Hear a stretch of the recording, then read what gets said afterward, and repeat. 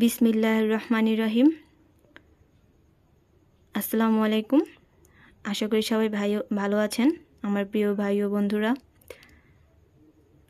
আজকের আমি ভিডিওতে মেধাশক্তি বেশি হবার একটি উপায় আমল আলোচনা করব। এই আমলটি এখানে পুরোপুরি লেখা আছে, নিয়মও লেখা আছে। দোয়াটি ফজর ও মাগরিবের নামাজের পর 11 বার পড়বেন। প্রতি নামাজে বলতে প্রতিদিন ফজর ও মাগরিবে নামাজ এটা আপনি পড়তে হবে, এটা দীর্ঘ দিন পড়তে হবে। দোয়াটি পড়ার আগে আপনি অবশ্যই বিসমিল্লাহ পড়ে নেবেন। আর দোয়াটি হলো এখানে দেওয়াই আছে লেখা, তো এগুলো আমি বিভিন্ন হাদিস বই, বিভিন্ন কোরআনের দোয়া থেকে আমি এগুলো সংগ্রহ করেছি। এগুলো পরীক্ষিত আমল, আমি নিজেও করি, আপনাদের সাথেও তাই শেয়ার করছি।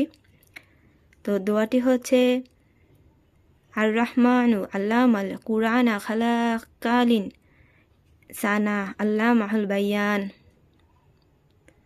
খুবই ছোট্ট একটি আমল, এটি আপনারা খুব সহজেই পড়তে পারবেন। নামাজের শেষে জাস্ট কিছু সময় বসে আপনি দোয়াটি পড়বেন, কারণ আমরা নামাজের শেষে অনেক দোয়া দুধ পড়ি, যেটা পড়া উত্তম। এটা আপনার সাথে পড়ে ফেলবেন। আপনার সন্তান যদি মেধা কম থাকে বা আপনার মাঝে মাঝে ভুলে যান বা মন ভোলা হতেই পারে, তো আমারও অনেক মন ভোলা ছিল।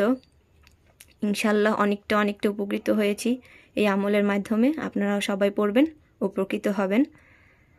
তো আপনারা এখান থেকে স্ক্রিনশট নিয়েও আমলটি করতে পারেন, ভিডিও দেখতে পারেন।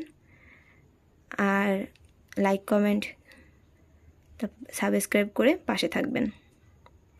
সবাই ভালো থাকবেন, বেশি বেশি আমল করবেন, বেশি বেশি নামাজ পড়বেন।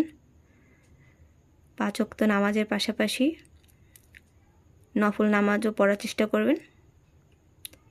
ধন্যবাদ সবাইকে।